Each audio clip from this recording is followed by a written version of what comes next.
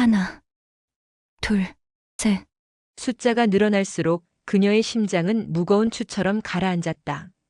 그녀의 삶은 언제나처럼 돈이라는 거대한 벽 앞에 서 있었다. 윤가희 씨 되십니까? 그 목소리는 그녀의 마지막 희망이자 가장 치명적인 절망이었다. 병원 복도를 가득 채운 소독약 냄새가 윤가희의 폐부 깊숙이 스며들었다. 지독하고 차가운 냄새는 마치 절망의 향기처럼 느껴졌다. 그녀는 낡은 플라스틱 의자에 앉아 하얀 벽에 보이지 않는 얼룩을 세고 있었다. 하나, 둘, 셋. 숫자가 늘어날수록 심장은 무거운 추처럼 가라앉았다. 방금 전 의사가 했던 말이 뇌리에서 떠나지 않고 맴돌았다. 부친께서는 급성 심근경색입니다. 당장 수술하지 않으면 생명이 위험합니다. 문제는 돈이었다. 언제나처럼 돈이 문제였다. 의사가 제시한 수술비와 입원비는 가희의 가족이 평생을 모아도 만져볼 수 없는 거액이었다. 아버지가 쓰러지시기 전 작은 식당을 운영하며 근근히 살아가던 가족에게 남은 것은 사채업자에게 빌린 빚더미뿐이었다. 식당은 이미 오래전에 넘어갔고 어머니는 파출부 일을, 이제 막 고등학생이 된 남동생은 주말 아르바이트를 하며 하루하루를 버티고 있었다. 가희 역시 대학을 휴학하고 온갖 아르바이트를 전전했지만 불어나는 이자를 감당하기에도 벅찼다. 하필 지금. 가희는 마른 입술을 깨물었다. 그녀의 눈앞에 아버지의 얼굴이 어른거렸다. 언제나 딸을 보며 인자하게 웃어주시던 아버지. 거친 세상의 풍파 속에서 가족을 지키기 위해 달아버린 아버지의 손. 그 손을 이대로 놓아버릴 수는 없었다. 그때 등 뒤에서 차가운 목소리가 들려왔다. 윤가희 씨 되십니까? 고개를 돌리자 깔끔한 검은색 정장을 입은 중년 남자가 서 있었다. 한치의 흐트러짐도 없는 모습, 감정을 읽을 수 없는 무표정한 얼굴. 그는 자신을 JH그룹 법무팀의 민 팀장이라고 소개했다. 대한민국을 움직이는 거대 기업의 이름이 왜 이런 누추한 병원 복도에서 들려오는지 가희는 이해할 수 없었다. 무슨 일로? 회장님께서 윤가희 씨께 드릴 제안이 있다고 하십니다. 민 팀장은 기계적인 어조로 말을 이었다. 그의 말은 한 문장 한 문장이 비수처럼 가희의 가슴에 박혔다. JH그룹의 유일한 후계자 신지원. 몇 달 전 의문의 교통사고로 불치병에 걸려 시한부 상태에 빠진 남자. JH그룹의 회장이자 신지원의 할아버지는 손자가 죽기 전에 짝을 맺어주고 싶어 했다. 그리고 그 상대로 수많은 여성들 중에 윤가희가 선택되었다는 것이었다. 왜? 왜 하필 저예요? 가희의 목소리가 가늘게 떨렸다. 그녀는 JH그룹과 아무런 관련도 없었다. 하늘과 땅 차이만큼이나 다른 세계의 사람들이었다. 민 팀장은 서류 가방에서 얇은 파일을 꺼내 보였다. 거기에는 가희의 가족에 대한 모든 정보가 담겨 있었다. 아버지의 병명, 심지어 남동생의 학교 성적까지. 그들은 가희의 모든 것을 꿰뚫어 보고 있었다. 저희는 윤가희 씨의 처지를 잘 알고 있습니다. 순종적이고 배경이 깨끗하며 무엇보다 절박한 상황에 처해 있다는 점이 마음에 들었습니다. 회장님께서는 복잡한 문제를 일으키지 않을 며느리를 원하십니다. 순종적이고 배경이 깨끗하며 절박한. 그 말은 가희를 인간이 아닌 하나의 물건으로 취급하는 듯 했다. 분노가 치밀어 올랐지만 그녀는 아무 말도 할 수 없었다. 현실이 그녀의 목을 조르고 있었다. 결혼을 승낙하시면 윤가희 씨 가족의 모든 빚을 청산해 드리겠습니다. 또한 부친의 수술비와 앞으로의 치료비 전액을 저희 그룹에서 책임지겠습니다. 동생분의 학비 역시 대학 졸업까지 지원할 것을 약속드립니다. 거부할 수 없는 제안이었다. 악마의 속삭임처럼 달콤하고 치명적인 독처럼 위험했다. 시한부 환자와 결혼하는 것. 살아있는 시체와 평생을 묶여 살아가야 하는 것. 그것은 자신의 삶을 통째로 제물로 바치는 행위였다. 젊음, 사랑, 미래. 그 모든 것을 포기해야 했다. 생각할 시간을. 시간이 많지 않습니다. 윤가희 씨. 민 팀장의 말이 가희의 말을 잘랐다. 그는 손목시계를 확인하며 말했다. 오늘 자정까지 사채업자에게 상환해야 할 금액이 5천만 원이라고 들었습니다. 지금 당장 결정하지 않으시면 아버님의 수술은커녕 온 가족이 길거리에 나앉게 될 겁니다. 그것은 협박이었다. 정중한 말투 속에 숨겨진 잔인한 현실이었다.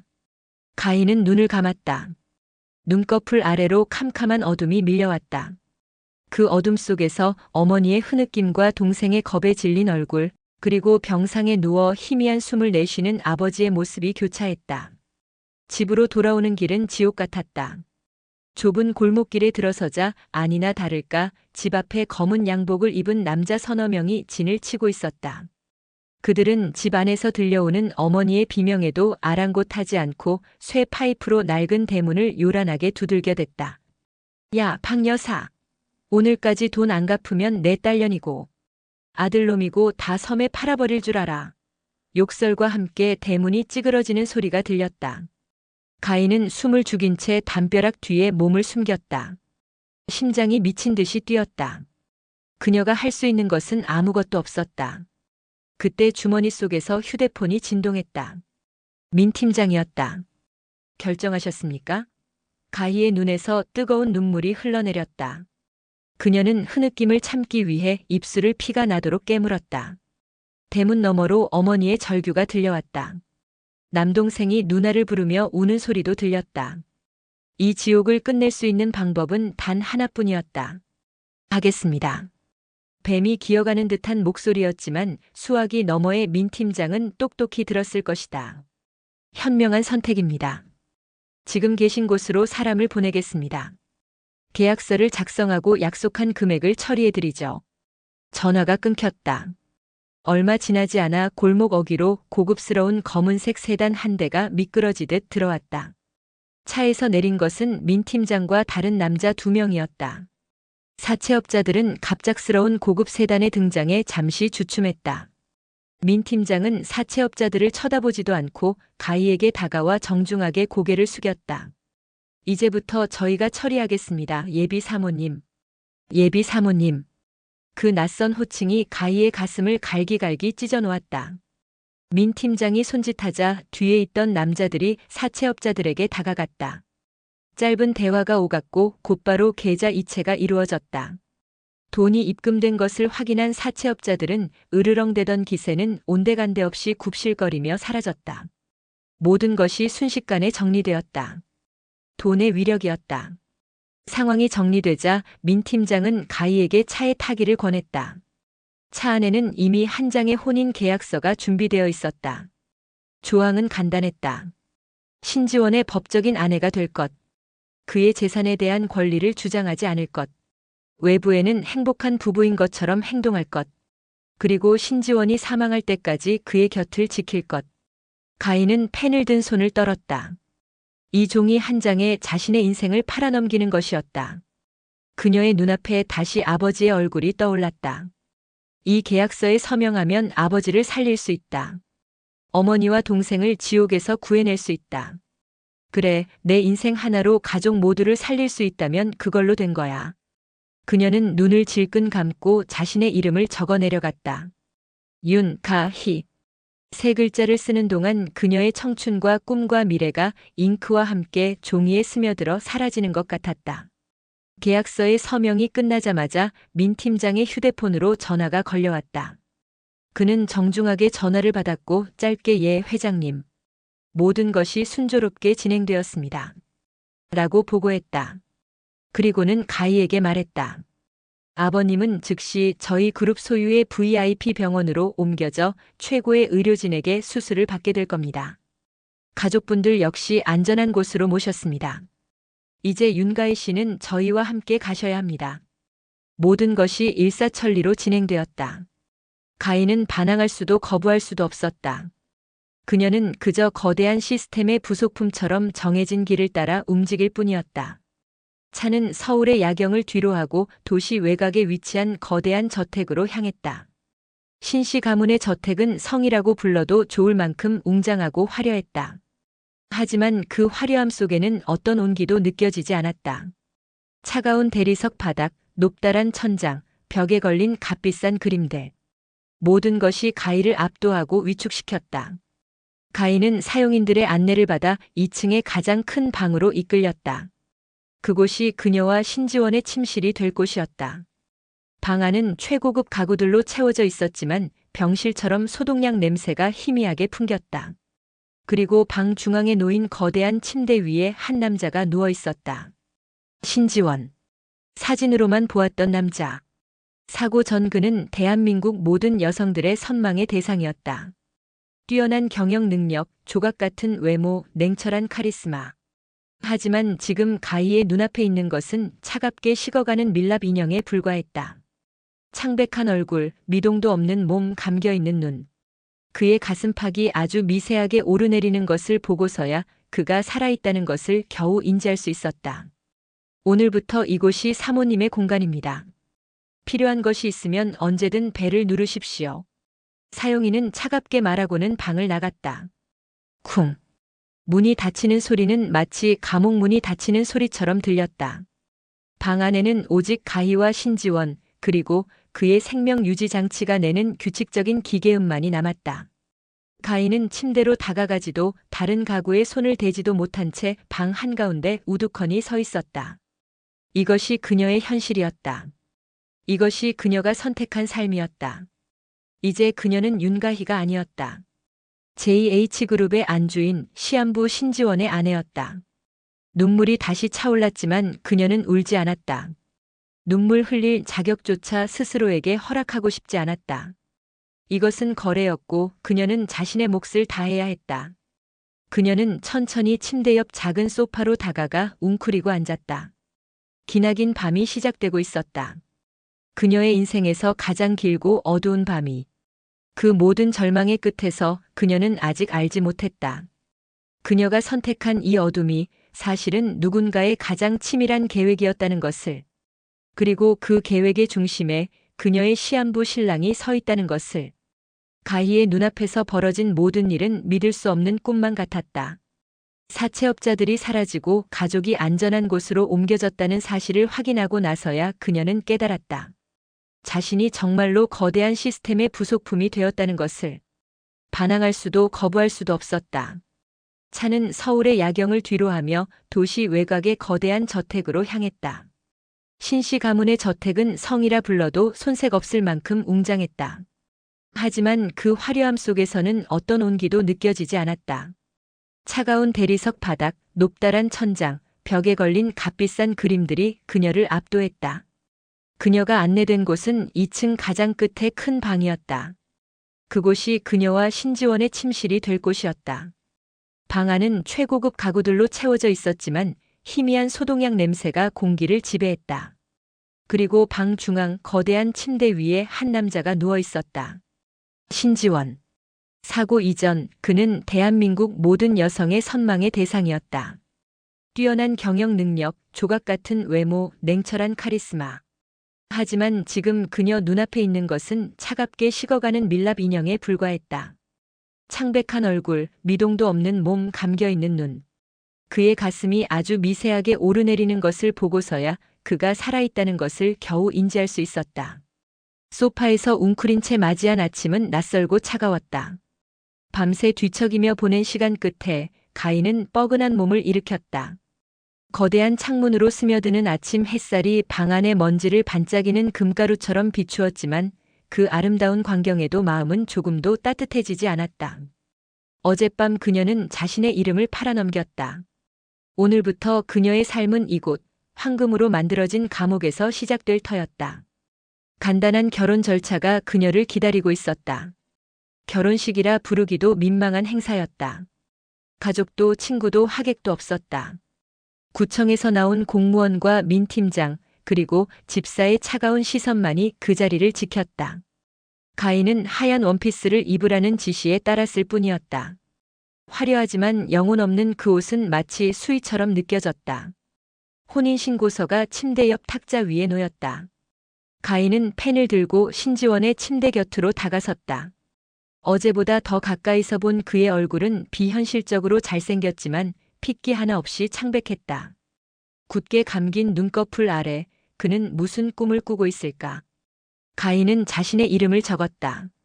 그 옆 신지원의 서명란에는 집사가 그의 손을 붙들고 도장을 찍었다. 기계적이고 사무적인 절차였다. 사랑의 서약이 아닌 매매 계약의 마지막 단계처럼 느껴졌다. 공무원의 무미건조한 선언이 방 안에 울린 후 모두가 서둘러 방을 나갔다. 방 안에는 다시 정적이 흘렀다. 오직 생명 유지 장치의 단조로운 기계음만이 시간을 새기고 있었다. 사모님. 어제부터 듣기 시작한 그 호칭은 여전히 귀에 달라붙지 않았다. 그녀는 신지원의 아내가 되었지만 이 집안의 진짜 주인이 아닌 그저 값비싼 장식품과 다름없는 존재였다. 하루 일과는 단조롭고 숨막혔다. 오전과 오후 정해진 시간에 간호사 2명이 들어와 신지원의 상태를 점검했다. 그들은 능숙한 손놀림으로 수액을 교체하고 그의 몸을 마사지하며 관을 통해 유동식을 주입했다. 그 과정에서 그들은 가희를 투명인간 취급했다.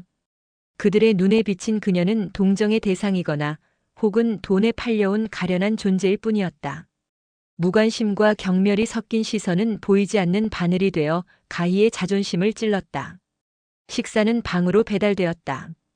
최고의 요리사가 만들었을 법한 호화로운 음식들이었지만 모래를 씹는 것처럼 아무 맛도 느껴지지 않았다. 그녀는 침대에 누워있는 남편을 등지고 창가에 앉아 억지로 음식을 넘겼다. 거대한 정원이 내려다 보였다. 완벽하게 관리된 잔디와 형형색색의 꽃들. 하지만 그 아름다운 정원은 그녀에게 허락된 공간이 아니었다. 이 방이 그녀 세계의 전부였다. 시간이 흐를수록 이 거대한 저택이 가희의 숨통을 조여왔다. 그녀는 방 안을 천천히 거닐었다. 부드러운 양탄자, 벽에 걸린 추상화, 책으로 가득한 서재. 모든 것이 최고급이었지만 사람의 온기는 느껴지지 않았다. 마치 잘 만들어진 무대 세트 같았다. 그리고 그녀는 이 무대에서 신지원의 아내라는 역할을 연기해야 하는 배우였다. 문득 그녀는 서재 책상 위에 놓인 앨범 하나를 발견했다. 조심스럽게 앨범을 펼치자 사고 이전 신지원의 모습이 담긴 사진들이 나타났다. 자신감 넘치는 미소로 연설하는 모습, 경주용 자동차에 기댄 채 활짝 웃는 모습, 아버지로 보이는 중년 남자와 어깨동무를 한 모습. 사진 속 그는 살아있는 에너지 그 자체였다. 눈빛은 날카롭고 총명했으며 세상 모든 것을 가질 수 있다는 오만함마저 느껴졌다. 사진 속의 남자와 침대 위에 누워있는 남자가 같은 사람이라고 믿기 어려웠다. 저토록 찬란하게 빛나던 한 인간이 한순간에 모든 것을 잃고 기계에 의존해 숨만 쉬는 존재가 되어버린 것이다. 가희는 자신도 모르게 연민을 느꼈다. 돈에 팔려온 자신의 처지도 비참했지만 세상의 정점에서 한순간에 나락으로 떨어진 이 남자의 운명 또한 가혹하기 짝이 없었다. 밤이 깊어졌다. 마지막으로 신지원의 상태를 확인한 간호사가 방을 나갔다. 밤새 별일은 없을 겁니다. 혹시라도 기계 알람이 울리면 이 버튼을 누르세요. 간호사는 기계적인 설명을 남기고 문을 닫았다. 쿵. 다시 한번 세상과 단절되는 소리였다. 방 안에는 침대 머리에 작은 스탠드 불빛만이 남아 있었다. 가희는 소파에 앉아 무릎을 끌어안았다. 어제와 같은 자세였지만 오늘은 더 깊은 외로움과 절망감이 그녀를 짓눌렀다. 가족들은 지금쯤 뭘 하고 있을까? 아버지는 수술을 잘 받으셨을까? 그녀는 휴대폰을 꺼내 들었지만 민 팀장의 아버님 수술은 성공적으로 끝났습니다. 걱정하지 마십시오라는 짧은 메시지 외에는 아무런 연락도 없었다. 이 저택에 들어온 순간부터 그녀는 외부 세계와 완벽하게 차단되었다. 시간은 유령처럼 소리 없이 흘러갔다. 생명 유지 장치의 B- 하는 규칙적인 소리가 자장가처럼 혹은 사형 집행을 기다리는 시계 소리처럼 들렸다. 피로가 몰려와 눈꺼풀이 천근만근 무거워졌다. 이대로 잠들었다가 내일 아침 다시 이 절망적인 현실과 마주해야 한다는 사실이 끔찍했다. 그녀는 자리에서 일어나 침대 쪽으로 다가갔다.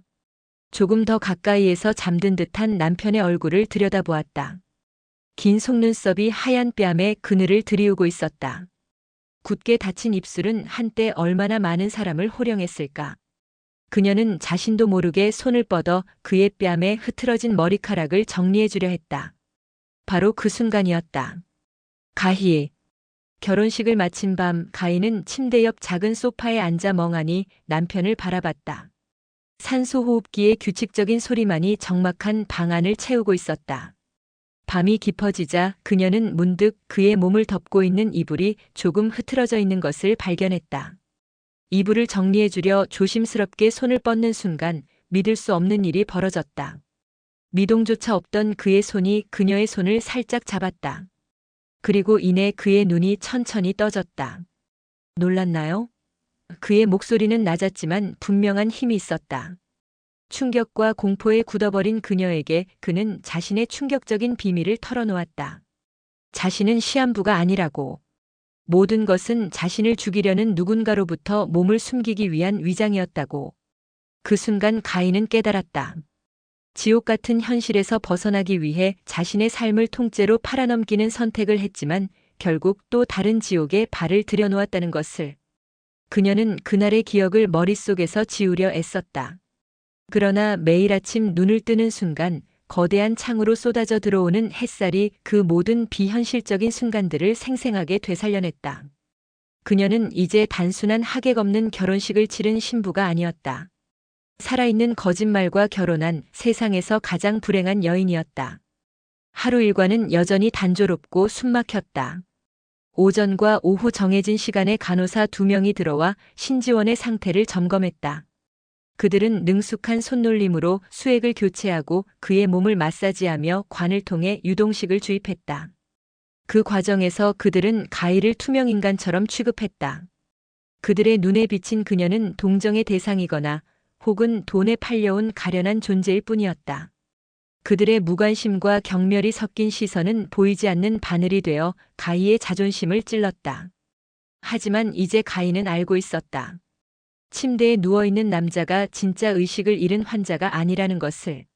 그는 간호사들이 있을 때면 완벽한 식물인간을 연기했다. 호흡은 얕고 규칙적이었고 근육은 이완되어 있었으며 그 어떤 자극에도 반응하지 않았다. 그의 연기는 완벽했다. 의료진조차 속일 만큼. 식사는 여전히 방으로 배달되었다. 최고의 요리사가 만들었을 법한 호화로운 음식들이었지만 이제는 다른 이유로 아무 맛도 느껴지지 않았다. 그녀는 침대에 누워있는 남편을 등지고 창가에 앉아 억지로 음식을 넘겼다. 거대한 정원이 내려다 보였다. 완벽하게 관리된 잔디와 형형색색의 꽃들. 하지만 그 아름다운 정원은 여전히 그녀에게 허락된 공간이 아니었다. 이 방이 그녀 세계의 전부였다. 시간이 흐를수록 이 거대한 저택이 가이의 숨통을 조여왔다. 그녀는 방 안을 천천히 거닐었다. 부드러운 양탄자, 벽에 걸린 추상화, 책으로 가득한 서재. 모든 것이 최고급이었지만 사람의 온기는 느껴지지 않았다. 마치 정교하게 만들어진 무대 세트 같았다. 그리고 그녀는 이 무대에서 신지원의 아내라는 역할을 연기해야 하는 또 다른 배우였다. 하지만 이제 그녀만 혼자 연기하는 것이 아니었다. 침대 위의 남자도 자신만의 역할을 연기하고 있었다. 문득 그녀는 서재 책상 위에 놓인 앨범을 다시 펼쳐보았다. 사고 이전 신지원의 모습이 담긴 사진들. 자신감 넘치는 미소로 연설하는 모습. 경주용 자동차에 기댄 채 활짝 웃는 모습. 아버지로 보이는 중년 남자와 어깨동무를 한 모습. 사진 속 그는 살아있는 에너지 그 자체였다. 눈빛은 날카롭고 총명했으며 세상 모든 것을 가질 수 있다는 오만함마저 느껴졌다. 이제 가인은 알았다. 사진 속의 남자와 침대 위에 누워있는 남자는 같은 사람이라는 것을. 그는 죽지 않았다. 단지 숨어있을 뿐이었다. 저토록 찬란하게 빛나던 한 인간이 왜 스스로를 이런 감옥에 가둬야 했을까? 그를 죽이려는 사람은 누구일까? 가인은 자신도 모르게 복잡한 감정에 사로잡혔다. 연민과 분노, 호기심과 두려움이 뒤섞였다. 밤이 깊어졌다. 마지막으로 신지원의 상태를 확인한 간호사가 방을 나갔다. 밤새 별일은 없을 겁니다. 혹시라도 기계 알람이 울리면 이 버튼을 누르세요. 간호사는 기계적인 설명을 남기고 문을 닫았다. 쿵. 다시 한번 세상과 단절되는 소리였다. 하지만 이제 그 소리는 다른 의미였다. 진짜 대화가 시작될 수 있는 시간의 시작이었다. 방 안에는 침대 머리에 작은 스탠드 불빛만이 남아 있었다. 가인은 소파에 앉아 무릎을 끌어안았다. 어제와 같은 자세였지만 오늘은 어제와는 전혀 다른 긴장감이 그녀를 감쌌다. 가족들은 지금쯤 뭘 하고 있을까? 아버지는 수술을 잘 받으셨을까? 그녀는 휴대폰을 꺼내 들었지만 민 팀장의 아버님 수술은 성공적으로 끝났습니다. 걱정하지 마십시오라는 짧은 메시지 외에는 아무런 연락도 없었다. 이 저택에 들어온 순간부터 그녀는 외부 세계와 완벽하게 차단되었다. 시간은 유령처럼 소리 없이 흘러갔다. 생명 유지 장치의 B- 하는 규칙적인 소리가 이제는 다르게 들렸다. 그것은 진짜 생명의 신호가 아니라 완벽한 연기를 위한 소품에 불과했다. 피로가 몰려와 눈꺼풀이 무거워졌지만 동시에 모든 신경이 곤두서 있었다. 그가 언제 다시 깨어날지 무슨 말을 할지 알 수 없었다. 그녀는 자리에서 일어나 침대 쪽으로 다가갔다. 조금 더 가까이에서 잠든 척하는 남편의 얼굴을 들여다보았다. 긴 속눈썹이 하얀 뺨에 그늘을 들이우고 있었다. 굳게 닫힌 입술은 한때 얼마나 많은 사람을 호령했을까. 그리고 지금은 얼마나 많은 비밀을 숨기고 있을까. 가인은 조심스럽게 속삭였다. 저 알아요. 당신이 깨어 있다는 거. 하지만 그는 여전히 아무런 반응을 보이지 않았다. 마치 정말로 의식을 잃은 환자처럼. 그녀는 한숨을 내쉬며 다시 소파로 돌아가려 했다. 바로 그 순간이었다. 스르륵. 몇 달 동안 단 한 번도 움직인 적 없던 남자의 눈이 아주 천천히 떠지고 있었다. 어둠 속에서 드러난 그의 눈동자는 어젯밤과 똑같이 선명했다. 밤하늘의 흑요석처럼 깊고 날카로웠으며 이제는 경계심까지 머금고 가희의 얼굴을 꿰뚫어 보고 있었다. 당신이 생각하는 것만큼 간단한 일이 아닙니다. 그의 목소리는 어젯밤보다 더 또렷했다. 며칠간 사용하지 않은 목소리라고는 믿기 어려울 정도로. 그리고 당신이 여기 있는 이유도. 가희의 심장이 다시 미친 듯이 뛰기 시작했다. 어젯밤의 충격이 되살아났다. 하지만 이번에는 공포보다는 분노가 앞섰다. 그럼 제가 왜 여기 있는 건가요? 그녀의 목소리도 떨렸지만 그 안에는 분명한 도전이 담겨 있었다. 신지원은 천천히 몸을 일으켜 침대에 기댔다. 생명 유지 장치들이 그의 움직임에 따라 미세하게 흔들렸지만 알람이 울리지는 않았다. 그는 이미 그 모든 것들을 완벽하게 계산하고 있었다. 당신은 그가 말했다. 나의 완벽한 알리바이입니다. 가희의 눈앞에 펼쳐진 현실은 믿을 수 없는 꿈보다 더 비현실적이었다. 그녀가 선택한 삶의 끝은 비극적이지만 정해진 운명이었다고 생각했다. 그런데 지금 죽어가는 줄로만 알았던 남자가 눈을 뜨고 자신을 응시하고 있었다. 비명조차 나오지 않았다. 공포와 혼란이 뒤섞여 몸이 돌처럼 굳어버렸다. 시한부. 분명 의사가 그렇게 진단했었다.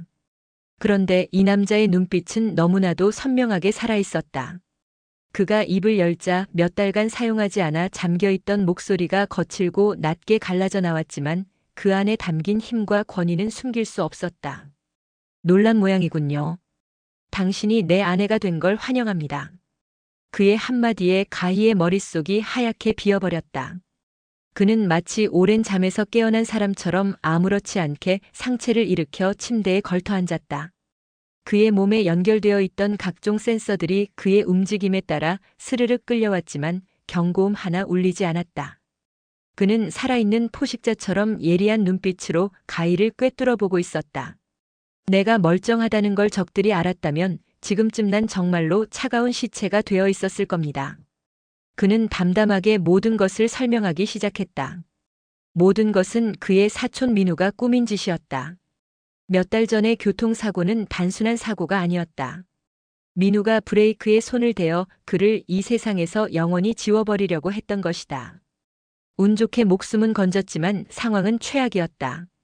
민우는 병원까지 장악하고 의사들을 매수하여 그가 회복 불가능한 시한부 상태라고 발표하게 만들었다.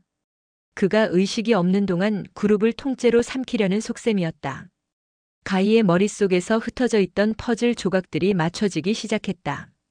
이 결혼의 진짜 목적, 자신을 선택한 이유, 그리고 이 모든 부자연스러운 상황들이 비로소 이해가 되었다. 하지만 민우가 간과한 게 있습니다. 병원 원장이 돌아가신 내 아버지의 오랜 친구라는 사실을. 원장님과 민 팀장 단 두 사람의 도움으로 난 의식을 되찾은 사실을 숨길 수 있었죠. 그리고 지난 몇 달간 난 이 침대에 누워 꼼짝없이 죽은 척하며 민우가 스스로 무덤을 파는 걸 지켜보고 있었던 겁니다. 그의 설명은 치밀하고 논리적이었다. 그의 몸에 부착된 센서들은 민 팀장이 특수 제작한 것으로 그의 실제 생체 신호와 상관없이 정상적인 시한부 환자의 데이터를 전송하도록 조작되어 있었다. 정기적으로 들어오는 간호사들은 아무것도 모르는 일반 직원들이었다. 모든 것이 완벽한 연극이었다. 그럼 저는 왜? 가희의 목소리가 떨렸다. 바로 그게 핵심입니다, 윤가희 씨. 지원의 눈빛이 칼날처럼 날카로워졌다. 난 내 성에 갇힌 왕이나 마찬가지입니다. 내 충신들은 민우의 감시 때문에 내게 접근조차 할 수 없죠. 내게는 눈과 귀가 되어줄 사람이 필요했습니다. 민우가 의심하지 않을 사람, 그의 바로 옆에서 모든 걸 보고 들을 수 있는 사람. 그의 시선이 가희의 심장을 꿰뚫는 것 같았다. 민우의 어머니, 김 여사는 사람을 무시하는 오만한 여자였다. 그녀는 며느리로 자신보다 못한 여자를 들여 아들을 더 돋보이게 만들고 싶어 했다. 가난하고 절박하며 아무런 배경도 없어서 쉽게 조종할 수 있는 여자. 그래서 그들이 그녀를 선택한 것이었다. 당신의 절박함이 그들에게는 가장 좋은 무기였고 그들의 오만함이 바로 내가 이용할 무기입니다. 윤가희, 당신은 나의 트로이 목마가 되어야겠습니다. 모욕감에 피가 거꾸로 솟는 것 같았지만 그녀는 아무 말도 할 수 없었다. 그녀는 그저 가난하고 약하다는 이유로 이 거대한 음모의 장기말로 선택된 것이었다. 그것은 제안이 아니었다. 명령이었다. 가인은 선택의 여지가 없다는 것을 깨달았다. 이 남자의 비밀을 알아버린 이상 그녀는 이미 이 위험한 게임의 공범이었다. 거부한다면 그녀와 그녀의 가족은 JH그룹의 흔적도 없이 사라져버릴지도 모른다. 이대로 희생자로 남을 것인가 아니면 공포 속에서도 그녀는 맨손으로라도 살아남을 길을 찾아야 한다고 생각했다. 제가 뭘 하면 되죠? 떨리는 목소리였지만 그녀는 그의 눈을 똑바로 쳐다보며 물었다. 그녀의 대답이 마음에 들었다는 듯 지원의 입가에 옅은 미소가 스쳤다. 일단은 지금처럼만 행동해. 세상 물정 모르는 순진한 아내 역할을 완벽하게 연기하는 거야. 그들이 주는 무시와 동정을 기꺼이 받아들여. 그럴수록 그들의 경계심은 허물어질 테니. 그리고 보고 듣는 모든 것을 나에게 보고해. 사소한 대화, 방문객, 전화통화 내용, 그들의 표정 변화까지도. 그들의 침실은 이제 병실이 아닌 비밀스러운 작전 본부가 되었다. 이 일이 성공하면 당신에게 약속했던 것 이상을 주지. 빚과 병원비는 기본이고 당신과 당신 가족이 평생 누구에게도 무시당하지 않고 살 수 있을 만큼의 부와 안전을 보장하겠다. 하지만 만약 날 배신한다면. 그는 말을 끝맺지 않았지만 그 침묵이 어떤 위협보다도 더 무겁게 가희를 짓눌렀다. 가희는 어차피 선택권이 없었다. 시한부의 수발을 들며 평생을 인형처럼 살아가나 아니면 목숨을 걸고 이 남자의 편에 서서 복수를 돕고 자유를 얻어내나. 어느 쪽도 쉽지 않은 길이었지만 후자에는 적어도 희망이라는 것이 있었다. 자신의 운명을 스스로 개척할 수 있는 아주 작은 가능성. 그녀는 주먹을 꽉 쥐었다. 손톱이 손바닥을 파고드는 아픔이 오히려 정신을 또렷하게 만들었다. 알겠습니다. 당신을 돕겠습니다. 하지만 저도 조건이 있습니다. 지원의 눈썹이 살짝 치켜 올라갔다. 이 순종적인 어린 양이 감히 조건을 내건다는 사실에 흥미를 느낀 듯 했다. 말해봐. 첫째, 이 일이 진행되는 동안 우리 가족의 안전을 완벽하게 보장해 주세요. 머리카락 한 올이라도 다치게 해선 안 됩니다. 둘째, 이 모든 일이 끝나면 저는 제 가족과 함께 아무도 모르는 곳에서 조용히 살고 싶습니다. 당신과 JH그룹 그 누구의 간섭도 받지 않고요. 마지막으로 가희는 숨을 한 번 고르고 말했다. 다시는 저를 이런 식으로 이용하지 마세요. 저를 당신의 장기말로 선택한 건 당신이지만 이 판에 뛰어들기로 결정한 건 저 자신입니다. 저는 당신의 부하가 아니라 당신의 파트너로서 협력하는 겁니다. 방 안에 팽팽한 긴장감이 흘렀다. 하룻밤에 팔려온 줄 알았던 여자의 당돌한 발언에 지원은 잠시 그녀를 빤히 쳐다보았다. 그녀의 눈에는 더 이상 두려움만 있는 것이 아니었다. 절박함이 만들어낸 강인한 의지가 담겨 있었다. 그는 어둠 속에서 예상치 못한 보석을 발견한 기분이었다. 잠시 후 그가 나지막이 웃음을 터뜨렸다. 좋아. 당신의 조건 모두 받아들이지. 파트너. 그는 파트너라는 단어에 힘을 주어 말했다. 그리고는 가희에게 손을 내밀었다. 그것은 계약의 악수였다. 가희는 망설이지 않고 그의 손을 맞잡았다. 그의 손은 크고 단단했다. 그 손을 통해 거부할 수 없는 강력한 의지가 전해져 오는 것 같았다. 그렇게 대한민국에서 가장 화려하고 위험한 저택 안에서 누구도 상상하지 못했던 두 사람의 비밀스러운 동맹이 맺어졌다. 한 명은 복수를 꿈꾸는 추락한 왕자, 다른 한 명은 가족을 지키기 위해 모든 것을 걸어야 하는 가난한 소녀. 그들의 위험한 연극이 이제 막 그 서막을 올리고 있었다. 다음 날 아침 가희는 거울 앞에 서서 완전히 다른 사람이 되기로 결심했다. 어젯밤 지원과의 비밀스러운 동맹은 그녀의 삶에 새로운 목적을 부여했다. 더 이상 그녀는 운명에 끌려다니는 무력한 희생자가 아니었다. 그녀는 복수라는 거대한 연극의 주연 배우였고 그녀의 무대는 이 화려한 저택이었다. 그녀는 옷장 안에 가득한 명품 드레스들을 지나쳐 가장 수수하고 촌스러워 보이는 베이지색 원피스를 골라 입었다.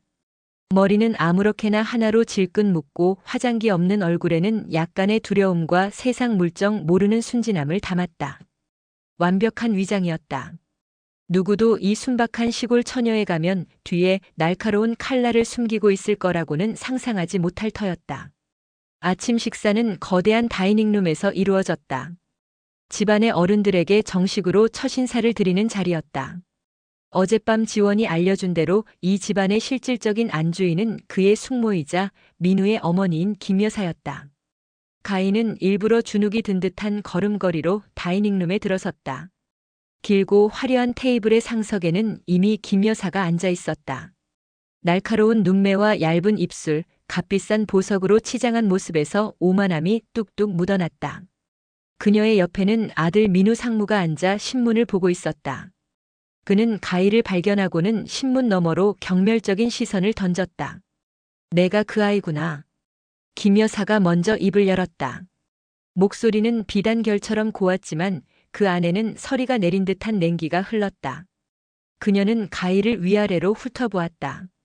마치 가축시장에서 물건의 값을 매기는 듯한 노골적인 시선이었다. 인사는 할 줄 아니? 안녕하십니까?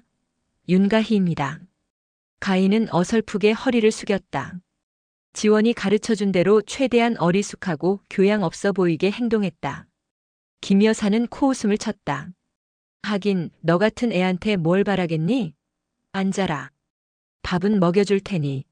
모욕적인 언사였지만 가희는 묵묵히 고개를 숙이고 의자에 앉았다.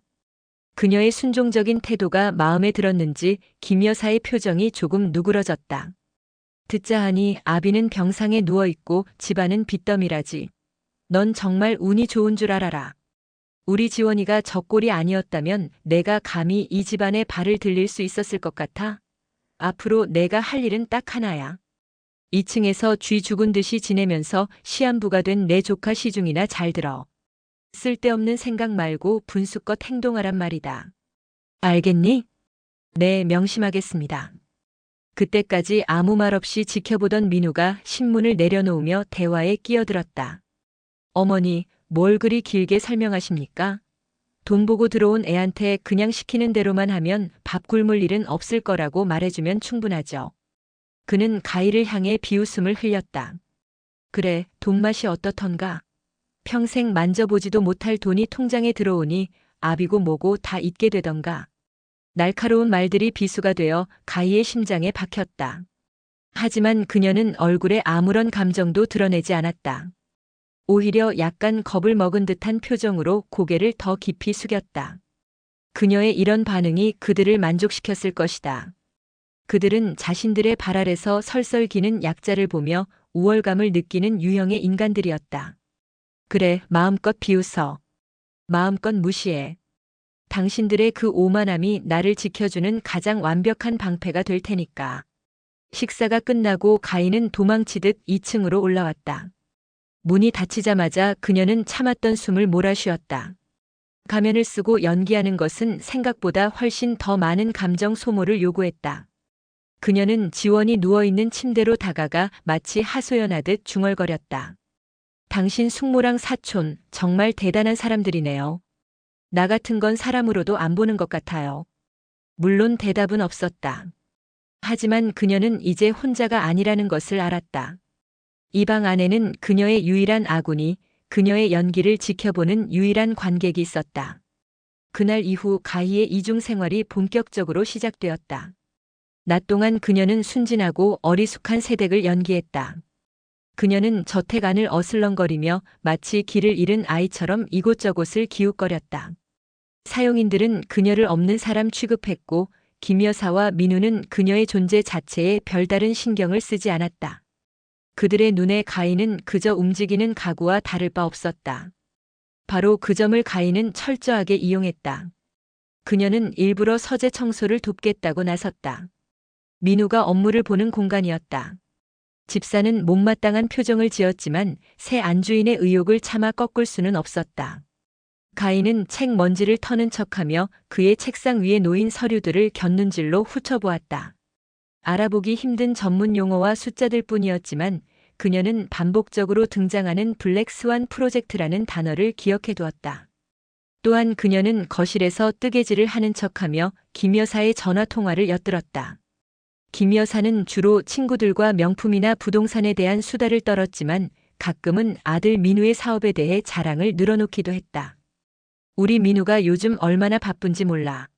무슨 해외 자원 개발 사업이라는데 그것만 성공하면 JH그룹은 완전히 우리 민우 차지될 거야. 시한부 따위는 이제 신경 쓸 필요도 없지. 가인은 뜨개질 바늘을 움직이는 손은 멈추지 않은 채 해외 자원 개발 사업이라는 단어를 머릿속에 새겼다. 그렇게 낮 동안 수집한 정보들은 밤이 되면 고스란히 지원에게 보고되었다. 밤 9시 간호사가 마지막 회진을 마치고 나간 후 그들만의 시간이 시작되었다. 가인은 소파에 앉아 그날의 수학을 정리해 지원에게 들려주었다. 그는 완전히 다른 사람이 되어 있었다. 낮에 무기력한 환자가 아닌 예리한 분석력을 가진 전략가였다. 블랙 스완 프로젝트. 지원은 그 단어를 곱씹으며 중얼거렸다. 민우가 아버지 생전부터 눈독 들이고 있던 프로젝트야. 동남아시아의 히토류 광산 개발 사업이지. 아버지는 그 사업이 너무 위험하다고 반대하셨어. 위험하다는 게 무슨 뜻인가요? 현지 정부와의 유착, 환경 파괴, 원주민 강제 이주. 윤리적으로나 법적으로나 문제가 너무 많은 사업이야. 하지만 성공하면 JH그룹의 규모를 2배로 키울 수 있는 어마어마한 수익을 가져다 줄 거야. 지원의 눈에 차가운 분노가 스쳤다. 민우는 내가 식물인간이 된 틈을 타서 그 프로젝트를 강행하려는 거야. 내 이름으로 모든 책임을 떠넘기고 자신은 성과만 챙기겠다는 속셈이지. 가인은 그의 설명을 들으며 점점 이 게임의 규모가 얼마나 거대한지 깨달았다. 이것은 단순한 가족 내 권력 다툼이 아니었다. 수천억 원의 돈이 움직이고 수많은 사람들의 운명이 걸린 거대한 음모였다. 그럼 우리는 어떻게 해야 하죠? 일단 더 많은 정보가 필요해. 프로젝트의 구체적인 진행 상황, 관련 인물들, 자금 흐름. 그리고 지원은 잠시 망설이다가 말했다. 민우의 약점을 찾아야 해. 그 완벽해 보이는 가면 뒤에 반드시 치명적인 약점이 숨어 있을 거야. 가인은 고개를 끄덕였다. 그녀의 임무가 단순한 정보 수집을 넘어 더 위험한 단계로 들어선다는 것을 직감했다. 하지만 두렵지 않았다. 오히려 심장이 뛰었다. 오랜만에 느끼는 생동감이었다. 알겠어요. 내일부터는 더 적극적으로 움직이겠어요. 조심해. 너무 급하게 굴면 의심받을 수 있어. 그들이 당신을 우습게 보는 지금이야말로 가장 좋은 기회야. 그 가면을 절대 벗지 마. 가인은 미소를 지었다. 처음 만난 날처럼 무력하고 두려움에 떨던 여자는 더 이상 없었다. 그 자리에는 목적을 향해 나아가는 강인한 여전사가 서 있었다. 걱정하지 마세요, 파트너. 저는 당신이 생각하는 것보다 훨씬 더 좋은 배우거든요. 블랙스완 프로젝트와 해외 자원 개발 사업. 밤이 되어 모두가 잠든 시간, 침대에서 일어난 지원은 가희의 보고를 들으며 미간을 찌푸렸다. 블랙스완은 내가 사고를 당하기 직전에 중단시킨 프로젝트야. 사업성이 불투명하고 비자금을 조성할 위험이 너무 크다고 판단했었지. 그걸 민우가 다시 추진하고 있는 건가? 자세한 내용은 알 수 없었지만 가희가 목격한 수상한 방문객들의 인상착의를 듣자 지원의 눈빛이 날카롭게 빛났다. 아마 사채업자나 해결사 같은 놈들일 거다. 프로젝트를 강행하기 위한 검은 돈이 필요했겠지. 지원과 가희의 공조는 한층 더 치밀해졌다. 가희는 순진한 세댁의 가면을 쓴 채 저택 곳곳을 누비며 민우와 김 여사의 일거수일투족을 주시했다. 그녀는 그들의 대화에서 흘러나오는 사소한 단어 하나도 놓치지 않았다. 한 번은 김 여사가 주최한 사모님들의 티파티에 불려나갔다. 김 여사는 가희를 마치 애완동물을 소개하듯 말했다. 이번에 우리 집에 새로 들어온 아이예요. 보다시피 좀 모자라지만 마음은 착하답니다. 지원이가 저렇게 누워있으니 옆자리가 허전해서 내가 잠시 데리고 있는 거예요. 사모님들은 호호 웃으며 가희에게 동정 어린 시선을 보냈다. 그들의 말과 시선 속에는 가시가 숨어 있었다. 하지만 가희는 얼굴을 붉히며 고개를 숙이는 연기를 했다. 그녀의 순진한 모습에 만족한 사모님들은 곧 흥미를 잃고 자기들끼리의 대화에 빠져들었다. 그리고 그들의 대화 속에서 가희는 또 하나의 중요한 정보를 얻었다. 글쎄, 최 의원님이 다음 주에 유럽으로 출장을 간다지 뭐야. JH그룹에서 후원하는 무슨 에너지 포럼에 참석한다나. 우리 민우 상무가 꼭 참석해달라고 신신당부했다면서. 최 의원 유럽 에너지 포럼. 그날 밤 가희는 이 정보를 지원에게 보고했다. 지원의 얼굴은 분노로 굳어졌다. 최 의원은 대표적인 친기업 정치인이야. 그리고 민우의 오랜 뒷배이기도 하지. 유럽에서 포럼을 핑계로 만나 블랙스완 프로젝트와 관련된 불법적인 정치 자금을 건네려는 속셈이겠군. 민우의 계획이 점점 더 구체적으로 드러나고 있었다. 지원의 얼굴은 분노로 굳어졌다. 자신의 자리를 빼앗고 회사를 위험에 빠뜨리는 사촌을 그는 결코 용서할 수 없었다. 가희 씨. 지원이 그녀를 불렀다. 이제 더 위험한 일을 해야 할지도 몰라. 괜찮겠어? 그의 눈에는 걱정과 시험하는 듯한 빛이 동시에 담겨 있었다. 가희는 망설이지 않고 고개를 끄덕였다. 이미 2배에 올라탄 이상 중간에 내릴 곳은 없었다. 괜찮아요. 어차피 제 인생은 이 집에 발을 들인 순간부터 제 것이 아니었으니까요. 그녀의 담담한 대답에 지원은 잠시 말을 잃었다. 그는 돈 때문에 팔려온 이 여자의 연약한 모습 뒤에 강철 같은 의지가 숨어 있다는 것을 다시 한번 깨달았다. 그들은 단순한 계약 관계를 넘어 서로의 운명을 짊어진 진정한 파트너가 되어가고 있었다. 민우의 유럽 출장이 코앞으로 다가오면서 저택 안의 공기는 눈에 보이지 않는 팽팽한 긴장감으로 가득 찼다. 지원의 예측대로라면 민우는 이번 출장을 통해 최 의원에게 거액의 불법 정치 자금을 건네고 블랙스완 프로젝트의 최종 승인을 받아낼 계획이었다. 그것을 막지 못하면 지원의 복수는 시작도 해보기 전에 물거품이 되고 JH그룹은 돌이킬 수 없는 수렁에 빠지게 될 터였다. 시간이 없었다. 밤마다 열리는 둘만의 비밀 회의에서 지원의 표정은 날이 갈수록 어두워졌다. 민우의 서재에 결정적인 증거가 있을 거야. 계약서 초안이나 자금 흐름을 증명할 수 있는 이면 장부 같은 것. 그가 낮은 목소리로 말했다. 하지만 그곳은 24시간 감시되고 있어. 낮에는 민우가 자리를 비우지 않고 밤에는 잠금 장치에 적외선 감지기까지 작동시켜. 개미 새끼 한 마리 얼씬할 수 없지. 그의 말에는 무력감이 묻어났다. 아무리 뛰어난 전략가라도 침대 위에 묶인 몸으로는 할 수 있는 일이 없었다. 그의 눈과 귀, 손과 발이 되어줄 사람은 오직 가희뿐이었다. 제가 들어가 볼게요. 가희가 결심한 듯 말했다. 그녀의 말에 지원의 눈이 커졌다. 무슨 수로? 거긴 전문 보안업체가 설계한 시스템이야. 잘못 건드렸다간 경보음이 울리고 당신은 그 자리에서 도둑으로 몰릴 거다. 방법이 있어요. 가희는 차분하게 말을 이었다. 며칠 동안 지켜봤는데 매주 수요일 오후 3시는 저택 전체의 전력을 점검하는 시간이에요. 약 5분 동안 모든 전원이 차단돼요. 물론 비상전력이 바로 공급되지만 그 짧은 순간 동안은 보안 시스템도 무력화될 거예요. 그녀는 단순한 관찰을 넘어 저택의 시스템과 규칙까지 파악하고 있었다. 지원은 다시 한번 그녀의 치밀함에 놀랐다. 하지만 여전히 위험했다.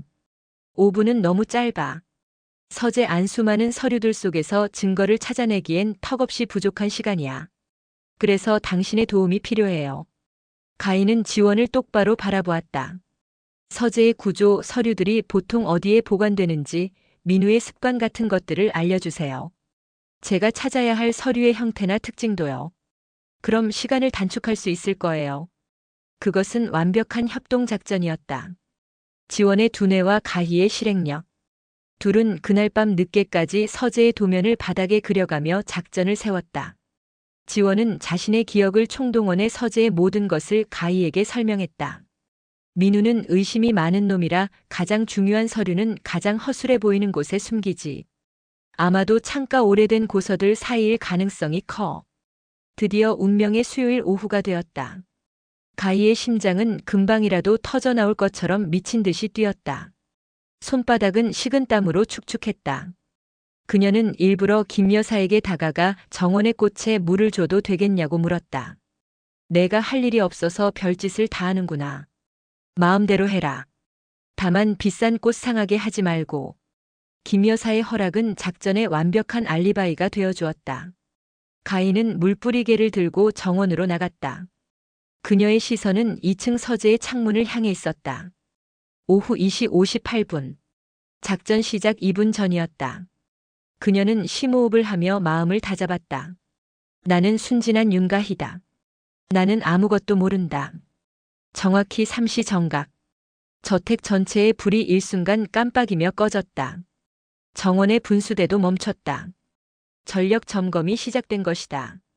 가인은 물뿌리개를 내려놓고 그림자처럼 재빠르게 건물 안으로 들어갔다. 사용인들의 눈을 피해 2층으로 향하는 비상계단을 이용했다. 심장이 목구멍까지 차오르는 것 같았지만 걸음은 멈추지 않았다. 서재 문은 잠겨 있지 않았다. 민우는 전력 점검 시간 동안에는 잠금 장치가 무용지물이라는 사실을 알기에 굳이 문을 잠그지 않았던 것이다. 그의 오만함이 또 한 번의 허점을 만들어냈다. 가인은 조심스럽게 문을 열고 안으로 들어섰다. 어두운 서재 안은 잉크와 낡은 종이 냄새로 가득했다. 그녀는 망설일 시간이 없었다. 곧장 지원이 말해준 창가 책장으로 향했다. 셰익스피어, 톨스토이. 먼지 쌓인 고서들이 빼곡했다. 가장 허술해 보이는 곳. 그녀는 책들을 훑어보다가 유독 한 권의 책이 눈에 띄었다.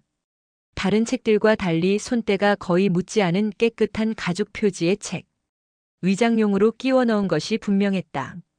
그녀가 조심스럽게 책을 꺼내자 책의 속은 파여 있었고 그 안에 얇은 USB 하나와 노란색 서류 봉투가 들어 있었다. 찾았다. 그녀가 봉투를 막 집어 들려는 순간이었다. 복도 저편에서 발소리가 들려왔다. 민우였다. 전력 점검 시간을 이용해 잠시 자리를 비웠다가 돌아오는 길인 듯 했다. 가희의 온몸의 피가 차갑게 식었다. 지금 여기서 들키면 모든 것이 끝이었다. 그녀는 본능적으로 거대한 커튼 뒤로 몸을 숨겼다. 심장이 터질 듯한 소리를 낼까봐 두 손으로 입을 막았다. 달칵. 문이 열리고 민우가 들어왔다. 그는 콧노래를 부르며 책상으로 향했다. 기분이 좋아 보였다. 유럽으로 떠나기 전 모든 계획이 순조롭게 진행되고 있다고 확신하는 듯 했다. 가인은 커튼 뒤에서 숨을 죽였다.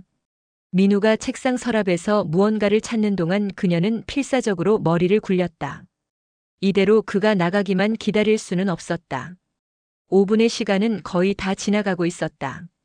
곧 비상전력이 공급되고 모든 시스템이 정상으로 돌아올 것이다. 그때 민우의 휴대폰이 울렸다. 오, 최 의원님. 내일 뵙겠습니다. 그의 목소리가 한껏 공손해졌다. 그럼요. 모든 준비는 완벽합니다. 다음 주에 뵙고 드릴 서류도 네. 물론입니다. 제 서재 가장 안전한 곳에 잘 보관하고 있습니다. 그 말을 하는 순간 그의 시선이 정확히 가희가 숨어 있는 창가 쪽 책장을 향했다.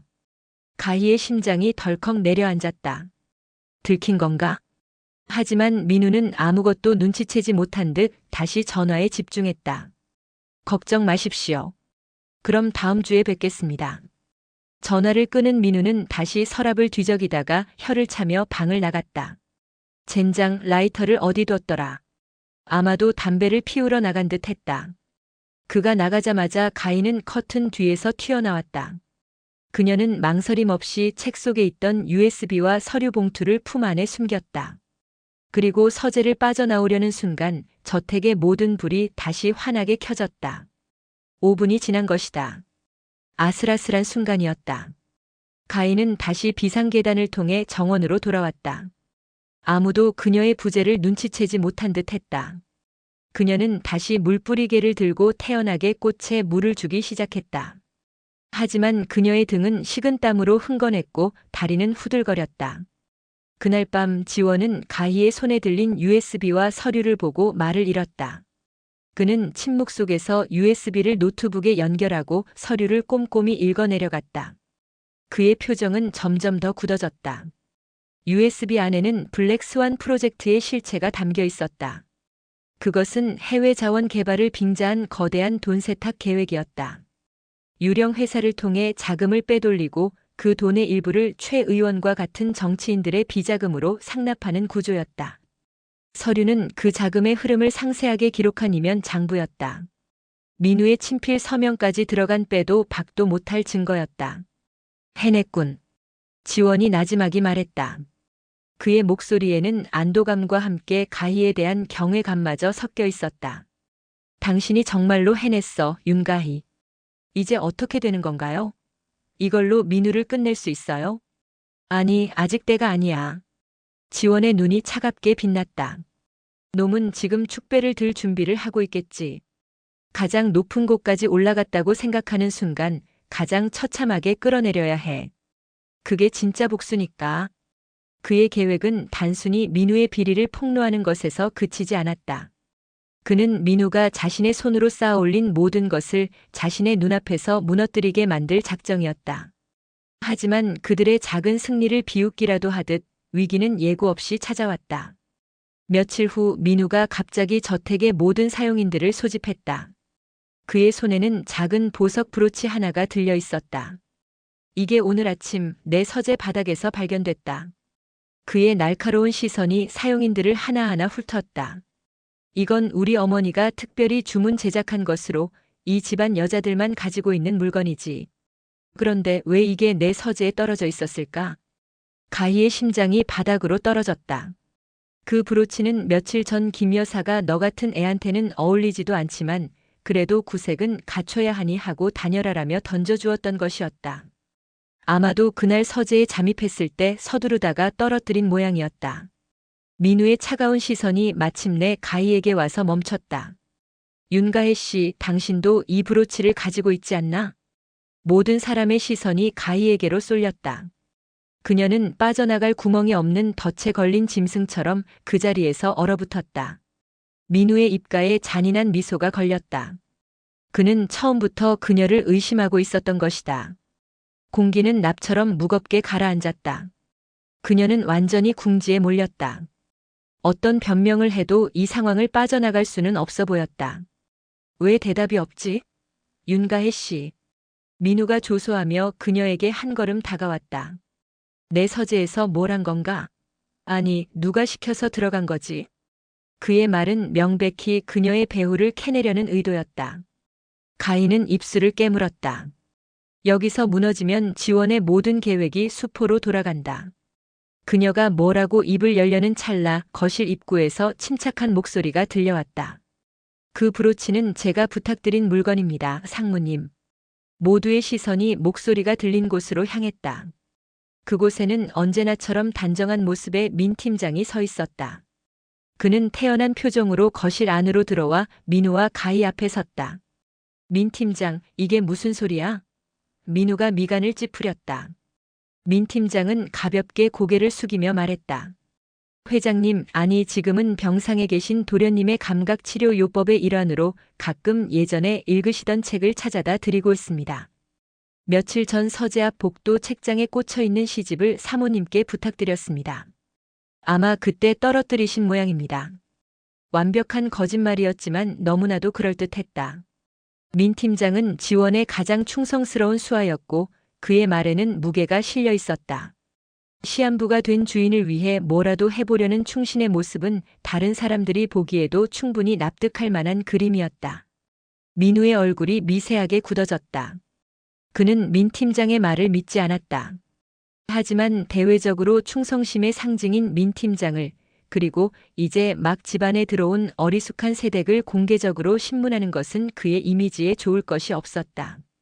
특히 곧 있을 주총을 앞둔 시점에서는 더욱 그랬다. 그런가?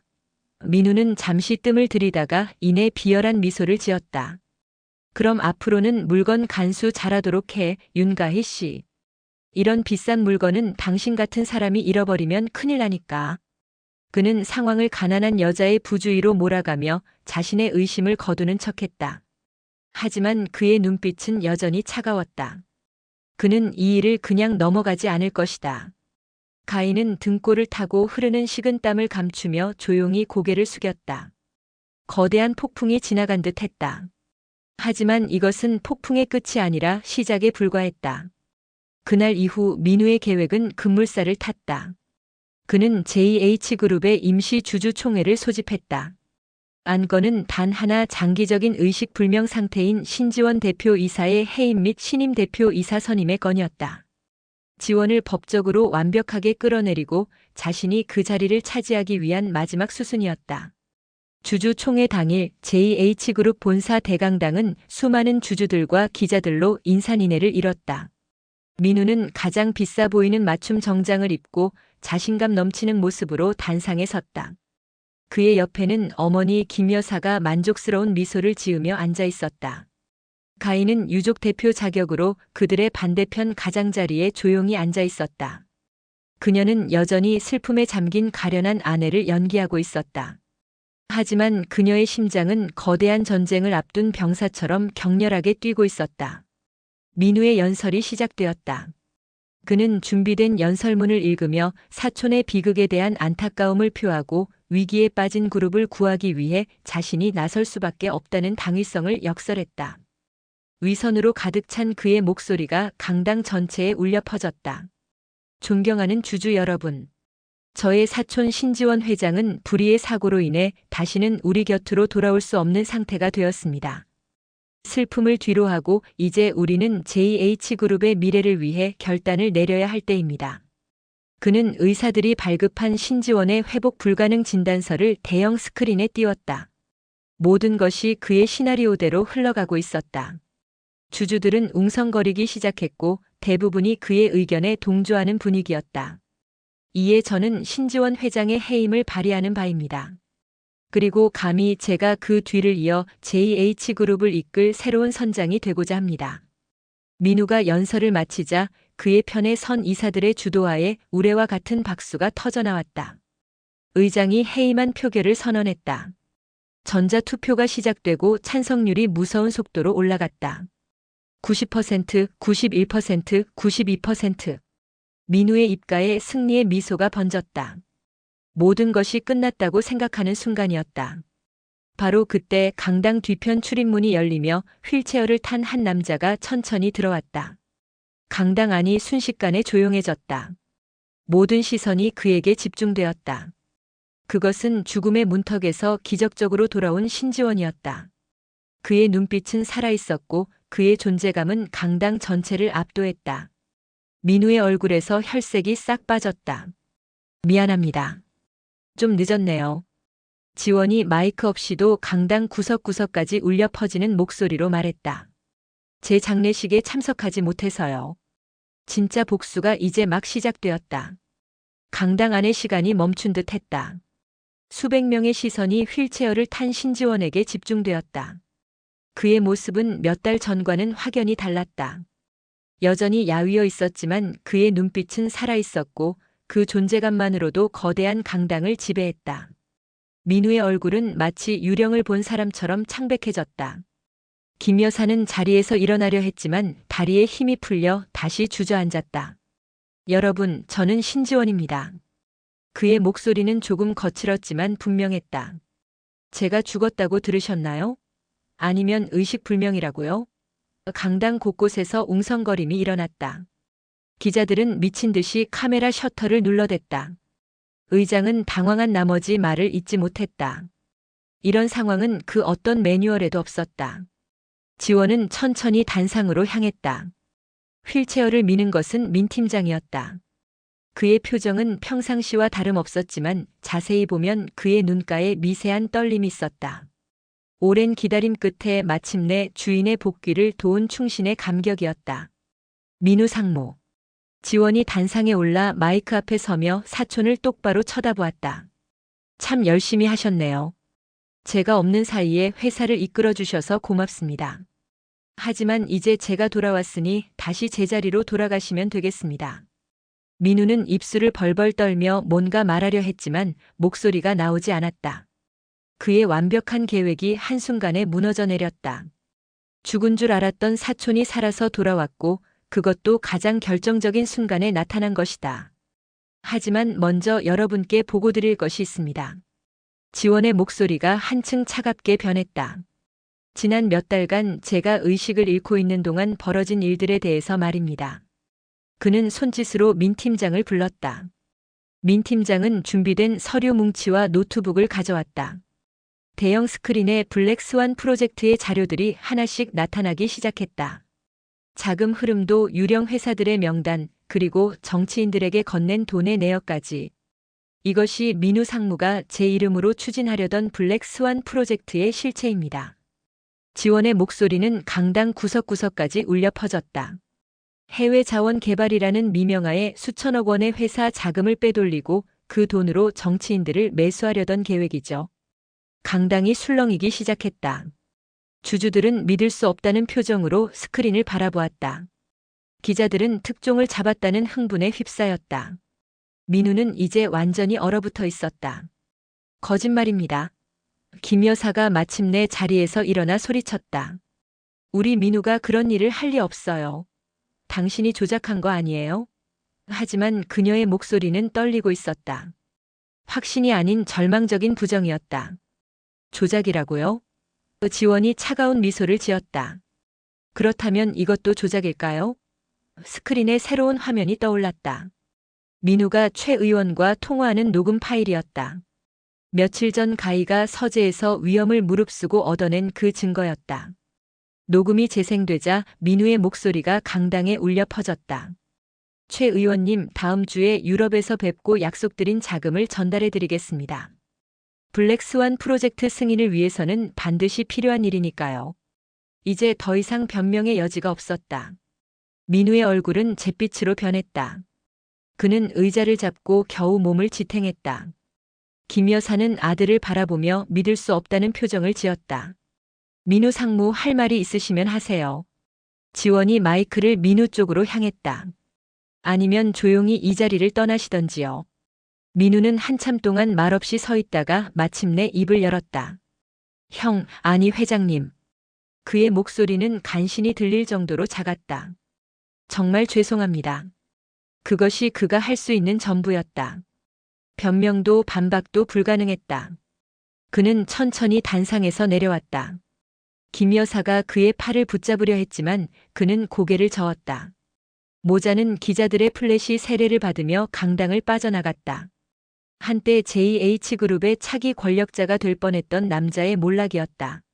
30년간 쌓아올린 모든 것이 30분 만에 무너져 내렸다.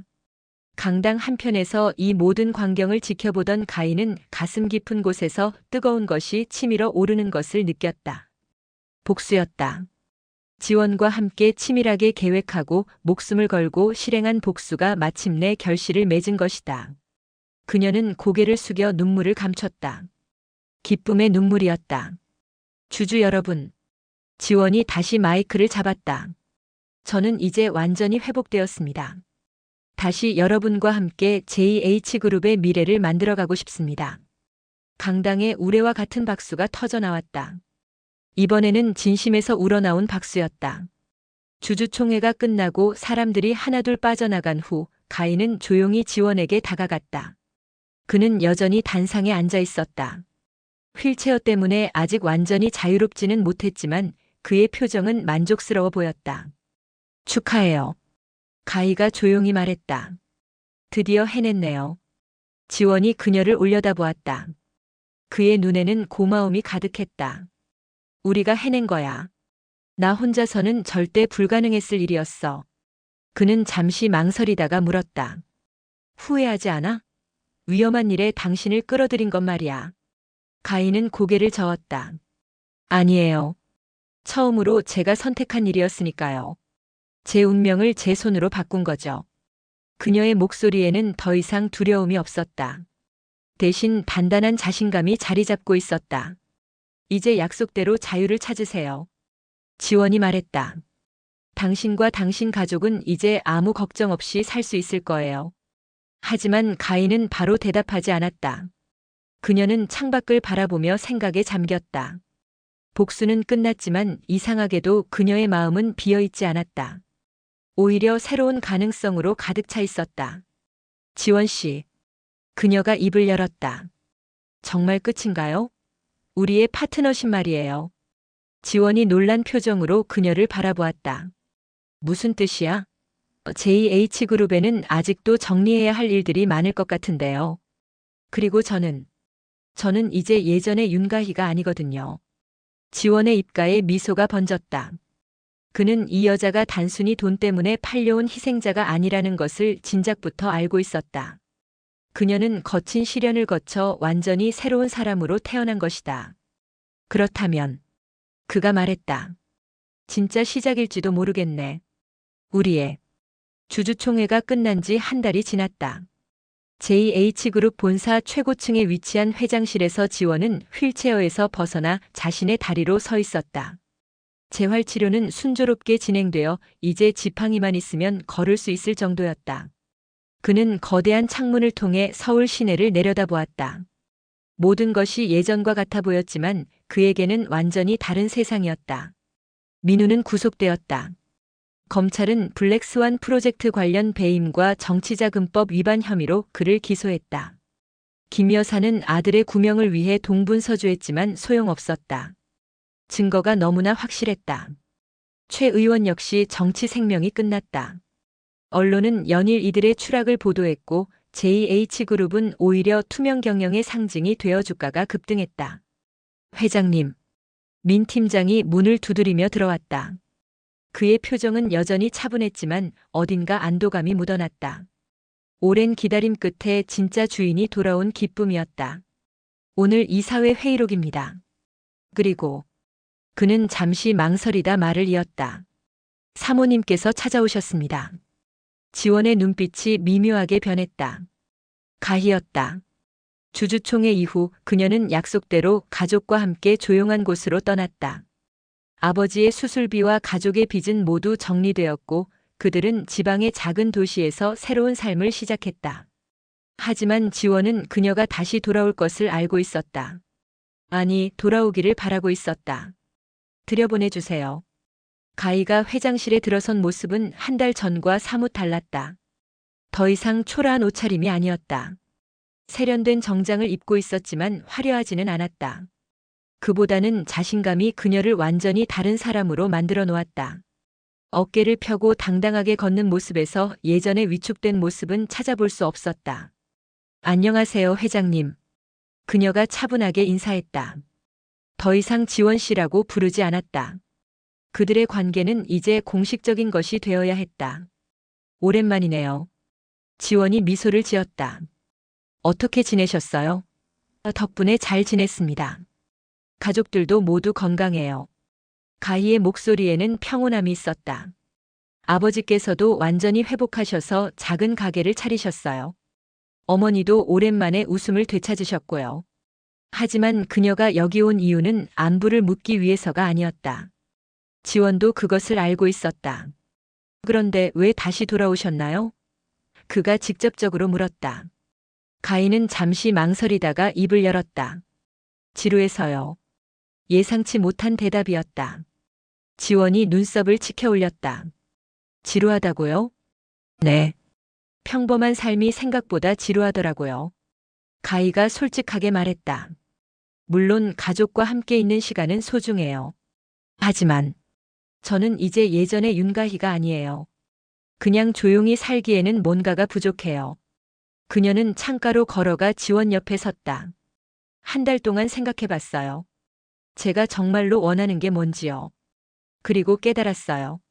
저는 도전을 원한다는 걸요. 제가 직접 뭔가를 만들어가고 싶어요. 구체적으로 어떤 걸 말하는 건가요? 지원이 관심 있는 표정으로 물었다. 가희가 그를 돌아보았다. 그녀의 눈에는 확고한 결심이 담겨 있었다. JH그룹에서 일하고 싶어요. 하지만 특별 대우는 원하지 않아요. 맨 밑바닥부터 시작해서 제 실력으로 올라가고 싶어요. 왜 하필 여기에요? 다른 회사도 많은데. 이 회사의 진짜 모습을 아는 사람이 저잖아요. 그리고 그녀가 잠시 망설이다 말했다. 당신과 함께 일하는 게 재미있을 것 같아서요. 지원은 그녀의 말을 가만히 곱씹어 보았다. 한 달 전만 해도 그녀는 빚에 쫓겨 어쩔 수 없이 이 집에 들어온 가난한 여자였다.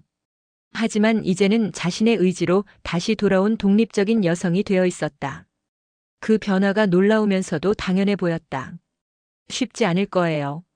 그가 경고했다. 사람들은 당신이 회장 부인이었다는 사실을 알고 있어요. 특별 대우를 받는다고 생각할 거고 온갖 소문이 돌 거예요. 상관없어요. 가희의 대답은 단호했다. 어차피 제가 가는 길은 제가 만들어 가야 하는 거잖아요. 지원은 오랫동안 그녀를 바라보았다. 그녀의 눈에서 예전에 보았던 그 강인한 의지를 다시 발견할 수 있었다. 그것은 절망적인 상황에서 살아남기 위한 의지가 아니라 자신만의 길을 개척하려는 당당한 의지였다. 좋습니다. 그가 마침내 입을 열었다. 하지만 조건이 있어요. 정말로 맨 밑바닥부터 시작해야 해요. 그리고 회사에서는 예전 관계는 완전히 잊어야 합니다. 저는 회장이고 당신은 신입사원이에요. 당연하죠. 가희가 미소를 지었다. 그런데 한 가지 궁금한 게 있어요. 뭔가요? 우리 이혼은 언제 하죠? 그녀의 질문에 지원이 잠시 당황했다. 복수 계획에만 집중하느라 그들의 법적 관계에 대해서는 깊이 생각해 보지 않았던 것이다. 서둘 필요는 없을 것 같은데요. 그가 신중하게 말했다. 지금 당장 이혼하면 오히려 언론의 주목을 받을 거예요. 조용히 시간을 두고 처리하는 게 좋겠어요. 그럼 당분간은 명목상 부부로 지내야 하는 건가요? 회사에서는 완전히 별개의 사람이지만 대외적으로는 그렇게 될 것 같네요. 둘 다 이상한 상황이라는 것을 알고 있었다. 하지만 어색하지는 않았다. 그들은 이미 훨씬 더 복잡하고 위험한 관계를 견뎌낸 사이였다. 그럼 내일부터 출근하시면 됩니다. 지원이 공식적인 톤으로 말했다. 인사팀에서 연락드릴 거예요. 네, 회장님. 가희가 정중하게 고개를 숙였다. 그녀가 문을 향해 걸어가다가 문득 돌아섰다. 아, 그런데 하나만 더 물어볼게요. 뭐든지요. 혹시 후회하지 않아요? 저를 다시 받아들이는 것 말이에요. 지원이 고개를 저었다. 전혀요. 오히려 기대됩니다. 당신이 어떤 모습을 보여줄지 말이에요. 가희의 얼굴에 환한 미소가 번졌다. 그것은 지원이 처음 보는 그녀의 진짜 미소였다. 걱정도 두려움도 없는 순수한 기대와 설렘이 담긴 미소였다. 그럼 내일 뵙겠습니다, 회장님. 그녀가 마지막 인사를 하고 나갔다. 지원은 그녀의 뒷모습을 바라보며 생각했다. 복수는 끝났지만 진짜 이야기는 이제 시작되는 것 같았다. 그들의 새로운 관계가 어떻게 발전할지, 그리고 가희가 어떤 사람으로 성장해 갈지. 모든 것이 궁금했다. 창밖으로 해가 지고 있었다. 하지만 그에게는 새로운 하루가 시작되는 느낌이었다. 윤가희라는 예상치 못한 파트너와 함께 써나갈 새로운 이야기의 첫 페이지가 열리고 있었다. 화려했던 반역이 처참한 실패로 막을 내린 후 며칠은 폭풍처럼 지나갔다. 지원은 회장실로 복귀하자마자 그룹 전체에 대한 대대적인 감사에 착수했다. 민우의 라인에 서서 비리를 저질렀던 임원들은 모조리 해고되었고 불투명하게 진행되던 프로젝트들은 전면 재검토에 들어갔다. 그의 결정은 빠르고 단호했으며 한치의 망설임도 없었다. 추락했던 왕자는 이전보다 더욱 강력하고 냉철한 군주가 되어 돌아왔다. 그 바쁜 와중에도 그는 가희와의 약속을 잊지 않았다. 그는 직접 차를 몰아 가희를 그녀의 가족이 머물고 있는 새 집으로 데려갔다. 그곳은 더 이상 과거의 빚쟁이들에게 시달리던 낡고 초라한 집이 아니었다. 햇살이 잘 드는 정원이 딸린 아담하고 아름다운 2층 집이었다. 아빠. 가희는 병원에서 퇴원해 거실 소파에 앉아있는 아버지를 보고 달려가 와락 껴안았다.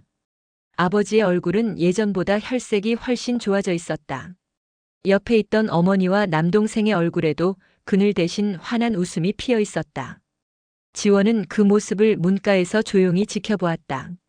잠시 후 그는 가희의 아버지에게 다가가 깊이 고개를 숙였다. 늦게 인사드려 죄송합니다, 아버님. 신지원입니다. 가희의 아버지는 인자한 미소로 그의 손을 잡았다. 자네 덕분에 내 딸이 우리 가족 모두가 새 삶을 얻었네.